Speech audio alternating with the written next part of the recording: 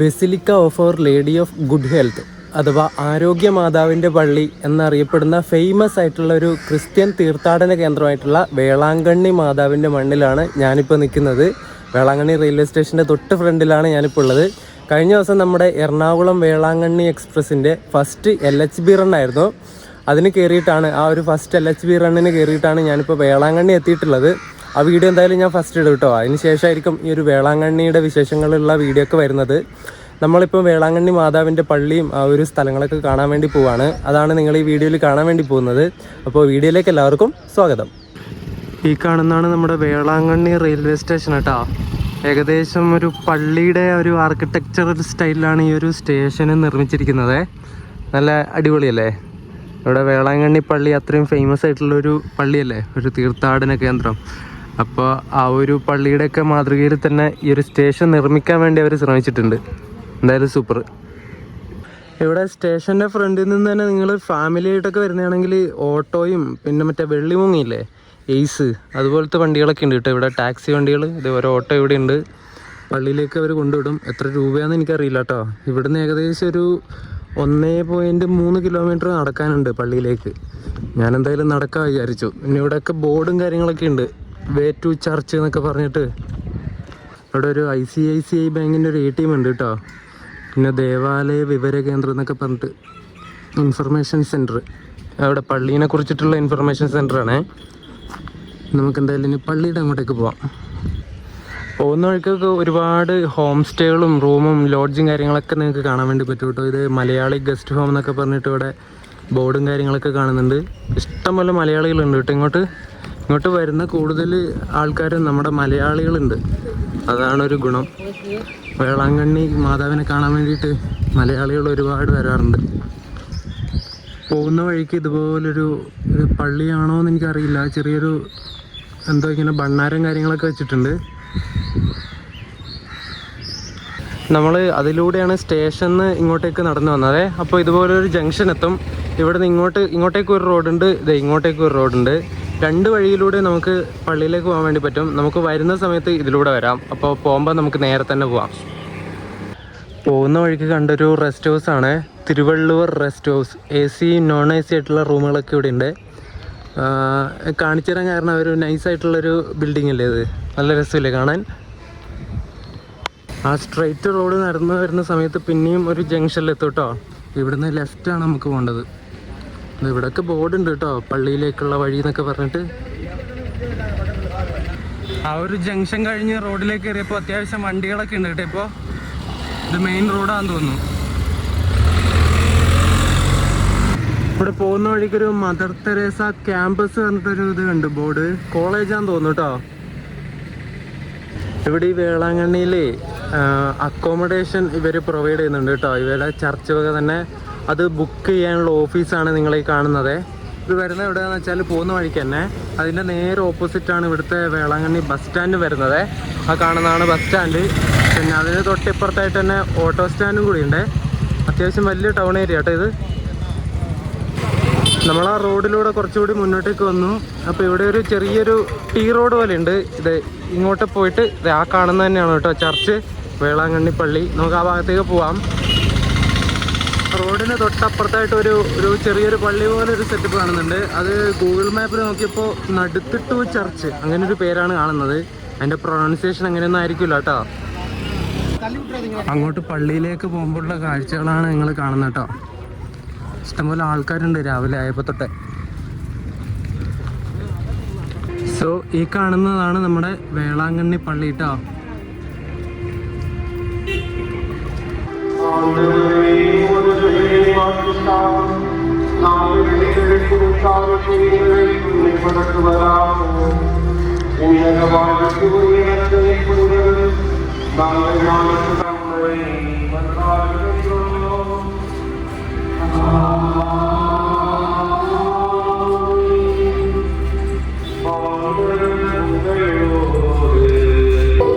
ഇവിടെ രാവിലത്തെ കുർബാന നടക്കുന്ന ടൈമാണെന്ന് തോന്നുന്നു. ഇപ്പൊ സമയം ഇപ്പൊ 7:30 7:30 ഈ ഒരു സമയത്താണെന്ന് തോന്നുന്നു ഇവിടെ രാവിലെ കുർബാന നടക്കുന്നത്.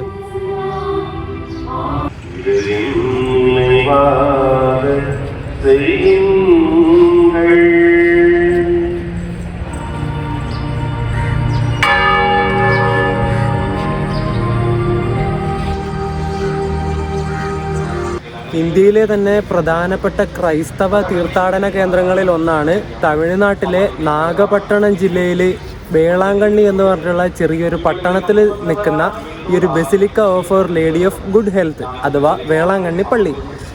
നമ്മളിപ്പോൾ കാണുന്ന ഈ ഒരു വേളാങ്കണ്ണി പള്ളിയില്ലേ, ഈ ഒരു പള്ളി ഇവിടെ സ്ഥാപിക്കപ്പെടാൻ കാരണം ഇടേതെന്ന് വെച്ചാൽ 16-ാം നൂറ്റാണ്ടിൽ ഇപ്പോൾ നമ്മുടെ ഈ പള്ളി നിൽക്കുന്ന ഈ ഒരു സ്ഥലത്തും ഇതിൻ്റെ ഒരു സമീപ പ്രദേശത്തൊക്കെ ഈ ഒരു മാതാവിൻ്റെ ചില ദർശനങ്ങളും പിന്നെ കുറേ എന്താ പറയേണ്ട അത്ഭുത പ്രവൃത്തികളൊക്കെ ഉണ്ടായിട്ടുണ്ട് എന്ന് പറയപ്പെടുന്നു.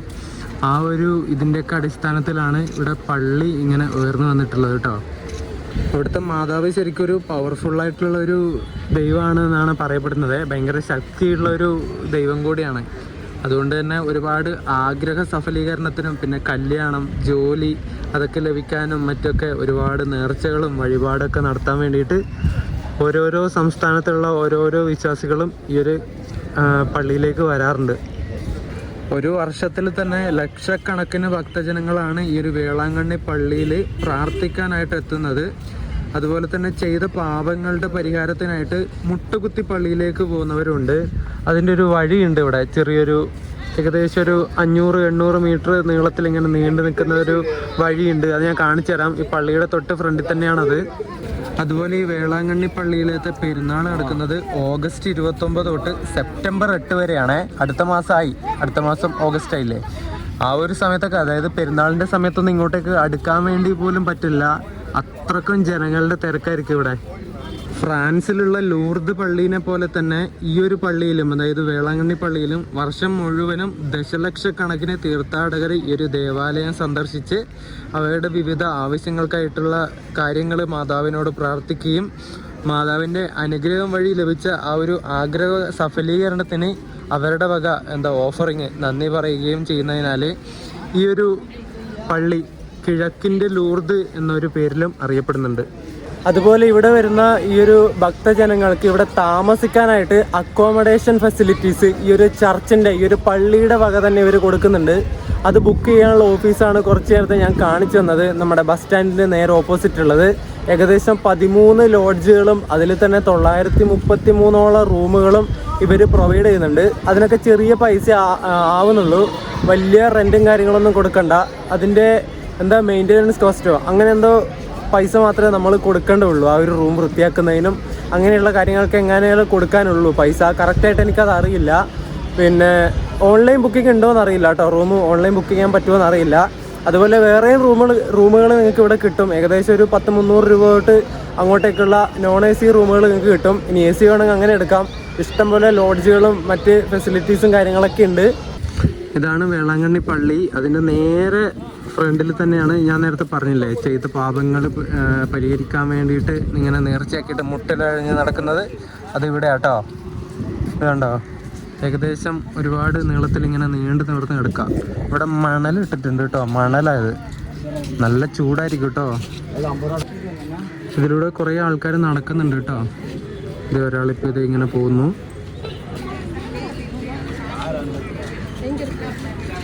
കണ്ടോ, ഇങ്ങനെ വേണം പോകാനായിട്ട്. അവർ ഓരോ കാലിങ്ങനെ സ്റ്റെപ്പ് ഇങ്ങനെ അളന്നളന്ന് അങ്ങനെയാണ് പോകുന്നത് കേട്ടോ. ഞാനൊരു 10 മെഴുകുതിരി മേടിച്ചേ, നമുക്കവിടെ പള്ളിയിൽ പോയിട്ട് കത്തിക്കാം. ഇവിടെ ഈ കാണുന്ന വഴിയില്ലേ, ഈ മുട്ടിലഴിഞ്ഞു പോകുന്ന വഴി, അതിലൂടെ നേരെ അങ്ങ് പോയി കഴിഞ്ഞാൽ ഇവിടുത്തെ പഴയ വേളാങ്കണ്ണി പള്ളിയുണ്ട്. അവിടെ ഈ മെഴുകുതിരിയൊക്കെ കത്തിക്കാൻ വേണ്ടി പറ്റുമെന്ന് തോന്നുന്നു. നമുക്ക് അങ്ങോട്ട് പോയിട്ട് ഇത് കത്തിക്കാം. ഇത് ഇവിടുന്ന് മേടിച്ച് വെച്ചേതാ, ഇവിടെ തന്നെ ഒരു കടയുണ്ട് മെഴുകുതിരിയൊക്കെ വെക്കുന്നത്.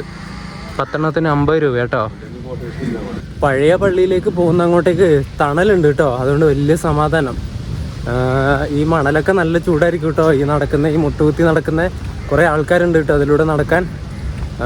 അവരുടെ ഓരോ വിശ്വാസങ്ങളല്ലേ. പിന്നെ ഒരു ചെങ്ങായി ഇപ്പോൾ വന്നിട്ട് ചോദിച്ചു, ജോലി കിട്ടണമെങ്കിൽ ഒരു സാധനം തരാം, അത് പള്ളിയിൽ കൊണ്ട് ഇട്ടാൽ മതി. കല്യാണം കഴിക്കണമെങ്കിൽ ഒരു സാധനം തരാം, അത് അവിടെ കൊണ്ട് ഇട്ടാൽ മതി എന്നൊക്കെ പറഞ്ഞിട്ട് ഞാൻ പറഞ്ഞു, എൻ്റെ പൊന്നിയായിട്ട് എനിക്ക് വേണ്ട, എന്നെ വെറുതെ വിടുമെന്ന് പറഞ്ഞു. ഇവിടെ പള്ളിയുടെ ഉൾവശത്ത് കയറിയിട്ട് വീഡിയോ എടുക്കാൻ വേണ്ടി പറ്റില്ല കേട്ടോ. അതുകൊണ്ടാണ് ഞാൻ വീഡിയോ ഒന്നും എടുക്കായിരുന്നേ, പുറത്തെ വീഡിയോ മാത്രം എടുക്കുന്നത്. ഇവിടുത്തെ പള്ളിയും അങ്ങനെ തന്നെ ആയിരിക്കണം. പഴയ വേളാങ്കണ്ണി ചർച്ചിൻ്റെ ഉള്ളിലും വീഡിയോ ഒന്നും എടുക്കാൻ വേണ്ടി പറ്റില്ലായിരിക്കും.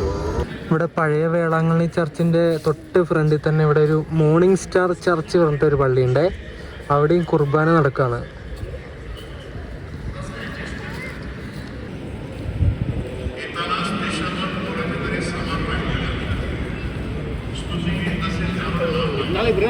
നമ്മൾ പഴനിയിലൊക്കെ പോയാൽ മുട്ടയടിക്കുന്നില്ലേ നമ്മുടെ പ്രാർത്ഥന വെച്ചിട്ട്, അതുപോലെ ഇവിടെയും ചില ആൾക്കാർ മുട്ടയടിക്കുന്നുണ്ട് കേട്ടോ. ഇവിടെയും ആ ഒരു സംവിധാനമുണ്ട്. സോ ഇതാണ് ഇവിടുത്തെ പഴയ വേളാങ്കണ്ണി പള്ളി കേട്ടോ. Blessed are you among women, അങ്ങനെ ഇവിടെ എഴുതി വെച്ചിട്ടുണ്ട്. ആ ഒരു പഴയ പള്ളിയുടെ തൊട്ട് റൈറ്റ് സൈഡിലായിട്ട് ഇങ്ങനെ ഒരു സെറ്റപ്പ് ഇവിടെ ആക്കി വെച്ചിട്ടുണ്ട്. ഇവിടെ ലൈറ്റ് ഷോ അങ്ങനെ എന്തോ ഉണ്ടെന്ന് തോന്നുന്നു കേട്ടോ, രാത്രിക്കൊക്കെ. ഇവിടെ ഉള്ളിലായിട്ട് മാതാവിൻ്റെ ഒരു രൂപം ഉള്ളത് കേട്ടോ.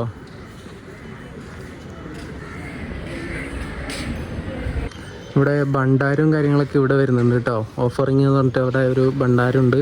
പിന്നെ ഒരു മാതാവിൻ്റെ രൂപമുണ്ട്. ഒരു കുഞ്ഞിനെ എടുത്ത് വെക്കുന്ന മാതാവ് ചില്ലും കൂട്ടിൽ കണ്ടോ. ഞാൻ കുറച്ച് അവിടെ നിന്ന് കാണിച്ചു തരാം. ചെരുപ്പ് വരട്ടെ ഞാൻ.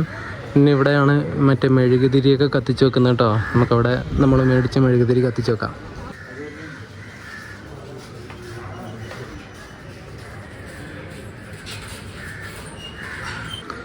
ഞാൻ എൻ്റെ മെഴുകുതിരികളൊക്കെ ഇവിടെ കത്തിച്ച് വെച്ചിട്ടുണ്ട്. കുറേ പ്രാർത്ഥിച്ചിട്ടുണ്ട്, എല്ലാം നടക്കട്ടെ. എല്ലാവർക്കും വേണ്ടിയും പ്രാർത്ഥിച്ചിട്ടുണ്ട്. എല്ലാവർക്കും നല്ലത് മാത്രം വരുത്തട്ടെ. എല്ലാവർക്കും അടിപൊളിയായിട്ട് സന്തോഷത്തോടെ ജീവിക്കാൻ പറ്റട്ടെ.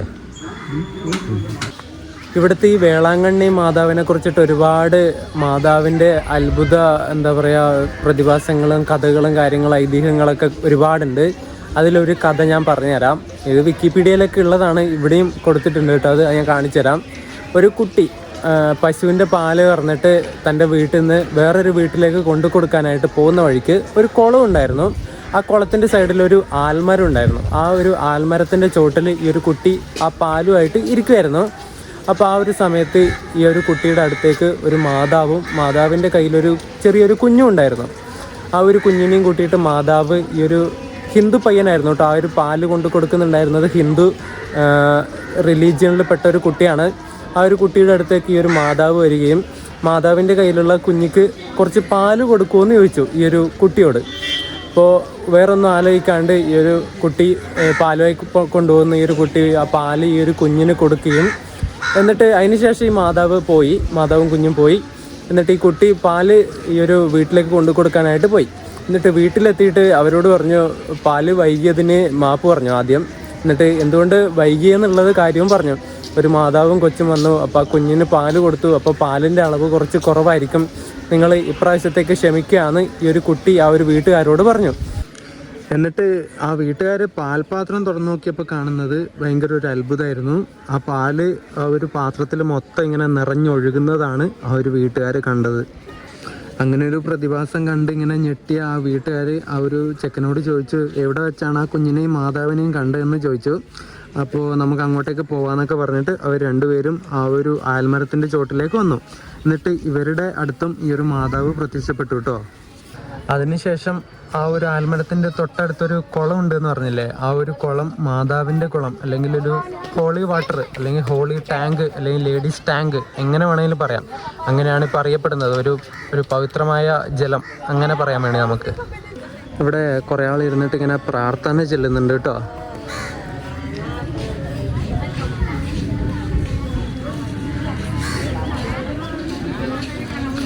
ഈ വേളാങ്കണ്ണി പട്ടണം സ്ഥിതി ചെയ്യുന്നത് നമ്മുടെ ബേ ഓഫ് ബംഗാളിൻ്റെ തീരത്തോട് ചേർന്നിട്ടാണ്. അതുകൊണ്ട് തന്നെ ഭയങ്കര ചൂടാണ്, കടൽക്കരയല്ലേ.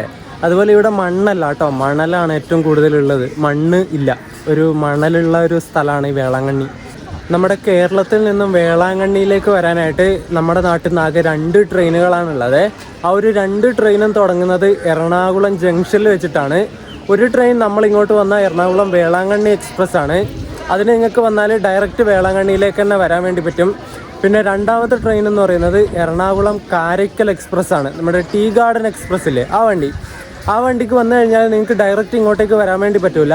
നാഗപട്ടണം എന്ന് പറഞ്ഞിട്ടൊരു സ്റ്റേഷൻ ഉണ്ട്, അവിടെ ഇറങ്ങിയിട്ട് നിങ്ങൾക്ക് ഇങ്ങോട്ടേക്ക് വരേണ്ടി വരും.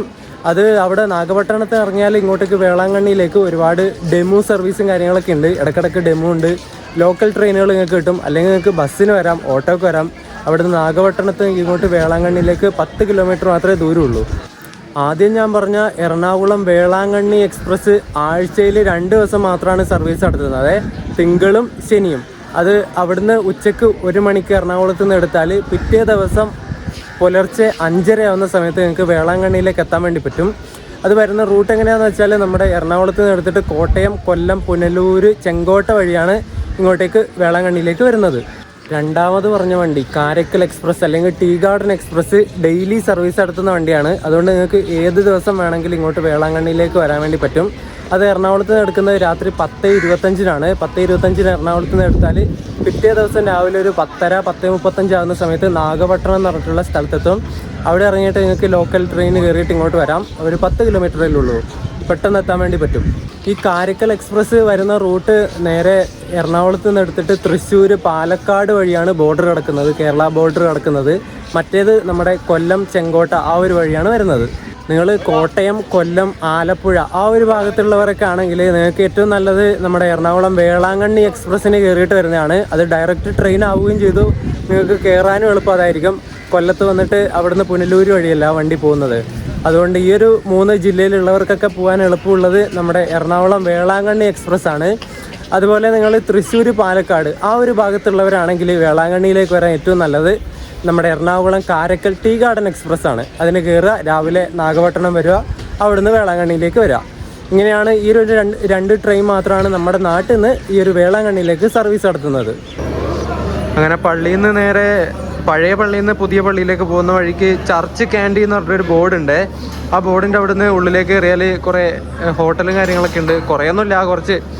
എന്നിട്ട് അവിടെ കയറി വെജിറ്റേറിയൻ ഹോട്ടലാണെന്ന് തോന്നുന്നു കേട്ടോ, ഇവിടെ നോൺ വെജ് കിട്ടുമെന്ന് തോന്നുന്നില്ല പള്ളിയുടെ ഇതൊക്കെ ആയതുകൊണ്ട്. എന്നിട്ട് 2 പൂരിയും ഒരു ചായയും മേടിച്ചു, 55 രൂപയായത്. ആ കാണുന്ന ഷ്രൈൻ ക്യാൻറ്റീൻ എന്ന് പറഞ്ഞിട്ടുള്ള ആ ഒരു ഹോട്ടലിലാണ് ഞാൻ കയറിയത് കേട്ടോ. പൂരി അത്യാവശ്യം കൊള്ളായിരുന്നു, കുഴപ്പമില്ല. ബാജിക്കറിയും വലിയ കുഴപ്പമില്ലായിരുന്നു. ഇത് ആ ഒരു വഴിയാണ് മറ്റേ മുട്ടിലഴിഞ്ഞ് പോകുന്നത് കേട്ടോ. ഒരാൾ അതിലൂടെ പോകുന്നുണ്ട്, ചെറിയ കുഞ്ഞുങ്ങളും ഒക്കെ ഇങ്ങനെ മുട്ടിലഴിഞ്ഞിട്ട് പോകുന്നുണ്ട് കേട്ടോ. ഇതിലൂടെ കാണുമ്പോൾ കഷ്ടം തോന്നും കേട്ടോ. അങ്ങനെ ഭക്ഷണമൊക്കെ കഴിച്ചിട്ട് ഞാൻ തിരിച്ച് റെയിൽവേ സ്റ്റേഷനിലേക്ക് ഇങ്ങനെ നടക്കുകയാണ്. പള്ളിയുടെ അവിടെ തന്നെ ഉണ്ട് അത്രേ. ഞാൻ ഈ ഗ്ലാസ് വെക്കുന്നത് ഇവിടെ നല്ല പൊടിയാണ്, കണ്ണിൽ പൊടി അടിച്ചിട്ട് കുറേ വൈകുന്നേരം ആകുന്ന സമയത്ത് ഇങ്ങനെ കണ്ണിങ്ങനെ ചൊറിയാൻ വേണ്ടി തുടങ്ങും. എന്നിട്ട് ചൊറിഞ്ഞ് ഇങ്ങനെ ചുവപ്പ് കളറും. അതുകൊണ്ട് പൊടി കയറേണ്ട വെച്ചിട്ടാണ് വെക്കുന്നത്. സ്പെക്ക് വെച്ചിട്ട് വീഡിയോ എടുക്കുന്ന സമയത്ത് കണ്ണടക്ക് ഒരു നീല കളർ വരുന്നുണ്ടല്ലേ ഫോണിലൂടെ എടുക്കുന്ന സമയത്ത്. ഇത് നമ്മളെ ഫോൺ ഉപയോഗിക്കുമ്പോൾ വെക്കുന്നില്ലേ നമ്മുടെ ബ്ലൂ കളറ് ഇങ്ങനെ കണ്ണിലേക്ക് അടിക്കാതിരിക്കാൻ, ആ ടൈപ്പ് ഗ്ലാസ് ആണേ.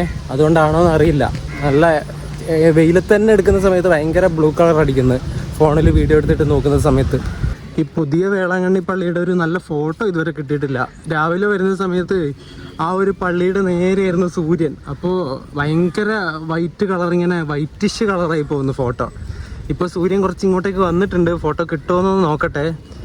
പള്ളിയുടെ ഫ്രണ്ടിലൊക്കെ ആൾക്കാർ നിൽക്കുന്നുണ്ട്, അതുകൊണ്ട് പള്ളിയുടെ മാത്രം ഫോട്ടോ കിട്ടൂല, ഒരു നല്ലൊരു ഫ്രെയിം കിട്ടൂല, അതാ പ്രശ്നം. നോക്കട്ടെ ഞാൻ. ഫോട്ടോ കിട്ടണില്ല ഗൈസ്, എന്ത് ചെയ്യും, നല്ല ഫോട്ടോ കിട്ടണില്ല. ഭയങ്കര വെയിലിൻ്റെ റിഫ്ലക്ഷൻ പോലെ അടിക്കുന്നത്, ഭയങ്കര ചൂടാണ് ഇവിടെയൊക്കെ, ഒരു രക്ഷയില്ല കേട്ടോ. ഇവിടെ തന്നെ ഒരു ഹോസ്പിറ്റൽ കൂടി ഉണ്ട് കേട്ടോ, ആരോഗ്യമാതാ ആശുപത്രി പറഞ്ഞിട്ട്. പക്ഷെ അതൊക്കെ പൂട്ടിക്കെട്ടിയിരിക്കുകയാണല്ലോ, താക്കോലിട്ട് ലോക്ക് ചെയ്തിരിക്കുക. അത് ഡോക്ടറും നഴ്സൊന്നും ഉണ്ടാവില്ലായിരിക്കും.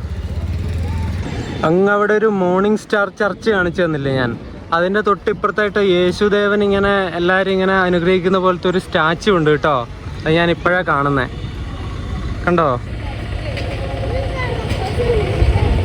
അങ്ങനെ നമ്മൾ പോയടുത്ത് തന്നെ തിരിച്ചെത്തി. വേളാങ്കണ്ണി റെയിൽവേ സ്റ്റേഷൻ്റെ ഫ്രണ്ടിൽ തന്നെ നമ്മൾ നടന്നിട്ട് വന്നിട്ടുണ്ട്, പള്ളിയൊക്കെ കണ്ടിട്ട്. ഇനി നമ്മൾ കണ്ണാടി ഊരിയിട്ട് പറയാം അല്ലേ, ആ ബ്ലൂ ലൈറ്റ് അടിക്കുന്ന ഭയങ്കര ശല്യമാണ്. ഇനി നമ്മൾ ഇവിടുന്ന് നേരെ കാരയ്ക്കലിലേക്ക് പോവാണ്. ഇവിടുന്ന് നാഗപട്ടണത്തേക്ക് ഡെമു എന്ന് പറഞ്ഞിട്ടൊരു വണ്ടിയുണ്ട്. ഡെമു ഡീസൽ വെച്ചിട്ട് ഓടുന്ന വണ്ടിയാണ്, നമ്മളെ മെമു പോലെ തന്നെയാണ്. ഡെമുവിൽ ഞാൻ ഇതുവരെ കയറിയിട്ടില്ല, അപ്പോൾ ഡെമു എന്താണ് എങ്ങനെയാണെന്നുള്ള കാര്യങ്ങളൊക്കെ ആ വീഡിയോയിൽ ഞാൻ പറഞ്ഞുതരാം. അപ്പോൾ അടുത്ത വീഡിയോ നിങ്ങൾ കാണുന്നത് വേളാങ്കണ്ണി ടു നാഗപട്ടണം, നാഗപട്ടണം ടു കാരക്കൽ 2 വണ്ടിക്കാണ് പോകുന്നത്. നാഗപട്ടണം എത്തിയിട്ട് അവിടുന്ന് ട്രിച്ചിയിൽ നിന്ന് കാരക്കൽ പോകുന്ന ഒരു ഡെമോ ഉണ്ട്. 2 ഡെമോ തന്നെയാണ്. ആ ഡെമോന് കയറിയിട്ട് നേരെ കാരക്കൽ പോകും. കാരക്കൽ എത്തിയിട്ട് പിന്നെ കാരക്കൽ എറണാകുളം ടീ ഗാർഡൻ കയറിയിട്ടാണ് നമ്മൾ നാട്ടിലേക്ക് പോകുന്നത്. എറണാകുളത്തേക്ക് തന്നെയാണ്. അതിനും എൻഡ് ടു എൻഡ് ജേണിയാണ് നമ്മൾ അടിക്കാൻ വേണ്ടി പോകുന്നത്. അപ്പോൾ അടുത്ത വീഡിയോ ഡെമോയുടെ വീഡിയോ ആയിരിക്കും. ഇവിടുന്ന് വേളാങ്കണ്ണി ടു കാരക്കൽ. ആ വീഡിയോ ആയിട്ട് കാണുന്നവരേക്കും എല്ലാവർക്കും ബൈ ബൈ. അപ്പോൾ നിങ്ങൾ വേളാങ്കണ്ണിയിലേക്ക് വരാൻ ആഗ്രഹിക്കുന്നുണ്ടെങ്കിൽ വണ്ടിയുടെ കാര്യങ്ങളൊക്കെ ഞാൻ ഈ ഒരു വീഡിയോയിൽ പറഞ്ഞിട്ടുണ്ട്, ഏതൊക്കെ ട്രെയിനാണ് നമ്മുടെ നാട്ടിൽ നിന്നുള്ളത് എന്ന്. അപ്പോൾ നിങ്ങൾ നോക്കിയിട്ട് വരിക, വേളാങ്കണ്ണി വരിക, മാതാവിനെയും ഈ ഒരു സ്ഥലങ്ങളൊക്കെ കണ്ടിട്ട് നേരെ തിരിച്ച് വീട്ടിലേക്ക് പോവുക. അപ്പോൾ അടുത്ത വീഡിയോ ആയിട്ട് കാണാം. Bye bye.